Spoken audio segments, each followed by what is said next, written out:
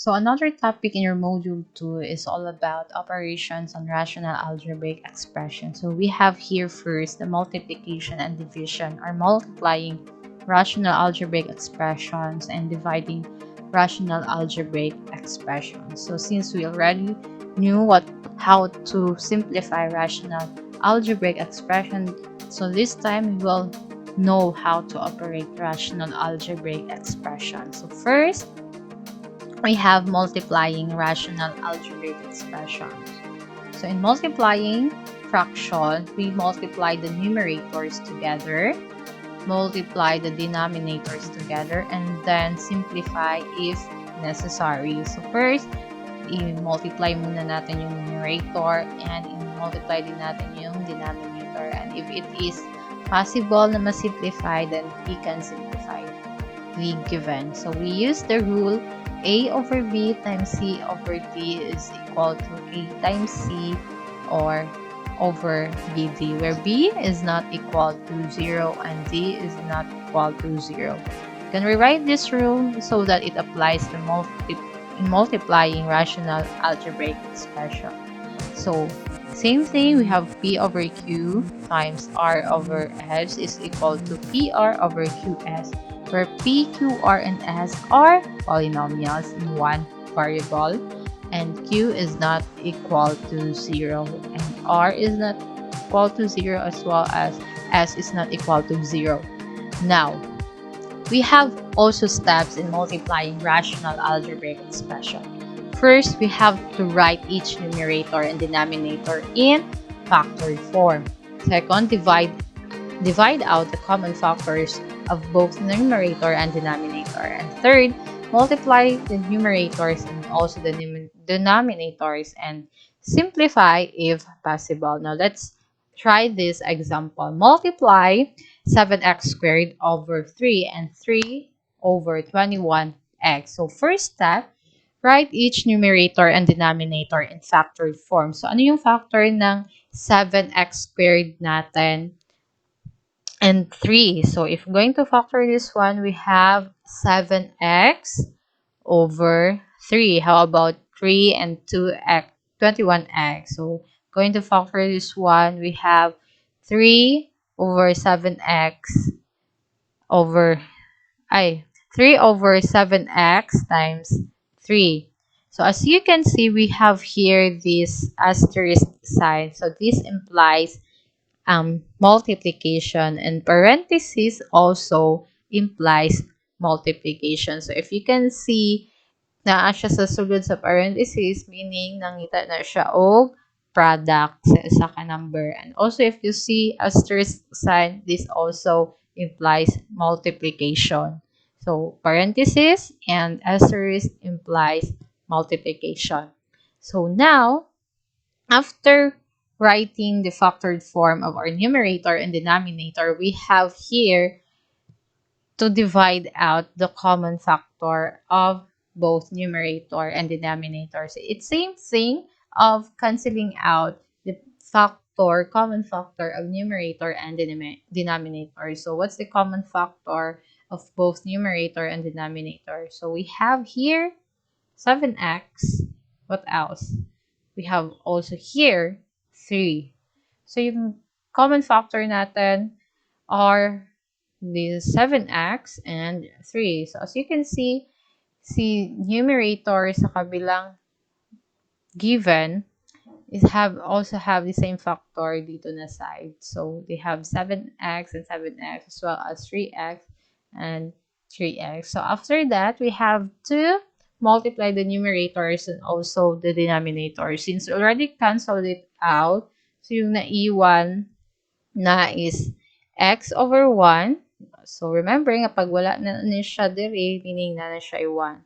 And in our another given is we have 1/3. So multiply x times 1 over multiply x times 1, so the result is x. So we don't need to put 1 because as is na yan na may 1 dito. So kapag a certain number, a certain variable is multiplied by 1, do not copy 1. Just write the variable or the letter. So x times 1 is equal to 1, and and 1 times 3 is equal to 3. Therefore, when multiply 7x squared over 3 and 3 over 21x, the answer is x over 3. So, just follow the steps. First, we have to factor the numerator and denominator. Cancel natin yung common factor. Then, multiply natin yung mga naiwan na numerator and denominator. Then, we can arrive the product of the given. Okay? How about, so therefore, the product of 7x squared over 3 and 3 over 21x is have x over 3. So let's have another example. We have here multiply y squared of minus 4 over 2 and 4 over y minus 2. So first step is we have to find the factor of our numerator and denominator. So we have here a given y squared minus 4 over 2 times 4 over y minus 2. So in our first given, we have here the y squared minus 4 over 2. Kung makitataan ni makaingon ni tag-isuda ni Ma'am Oy, but it's not that difficult. As you can see, this example, we have your y squared minus 4. Unsa man tong atong na-learn before nga kapag ang first term gi-squared, gamitan og subtraction as operation, and ang second term is gi-squared, what do we call that kind of special product?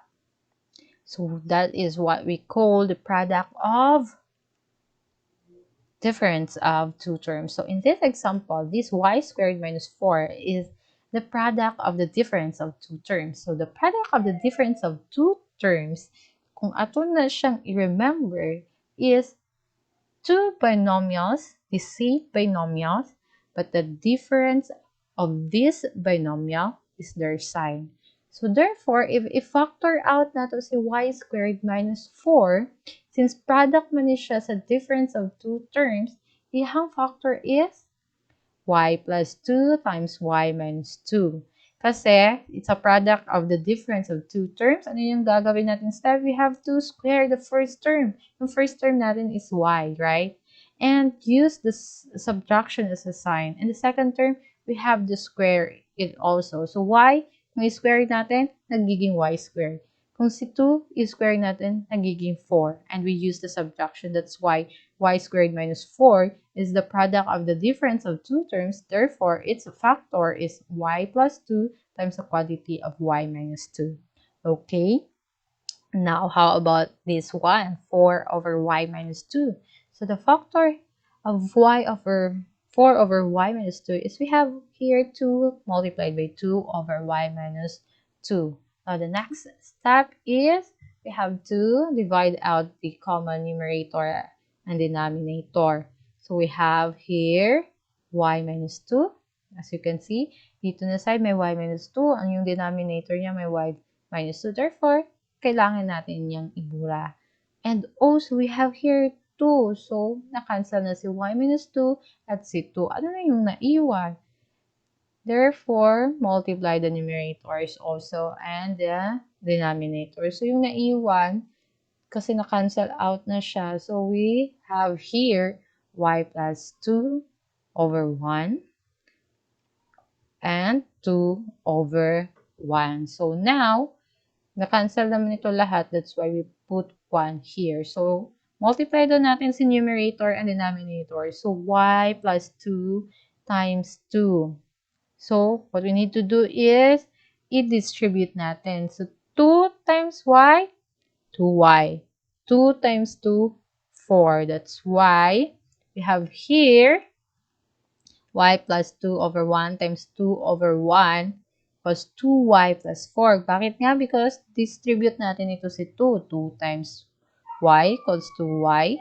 2 times 2 is equal to 4. And 1 times 1 is equal to 1. Is this the final answer? Hindi pa. If this is the answer, gani, and the denominator is 1, para magiging simplified talaga siya, we have to remove the 1. So, the answer is 2y plus 4. So, this is our final answer.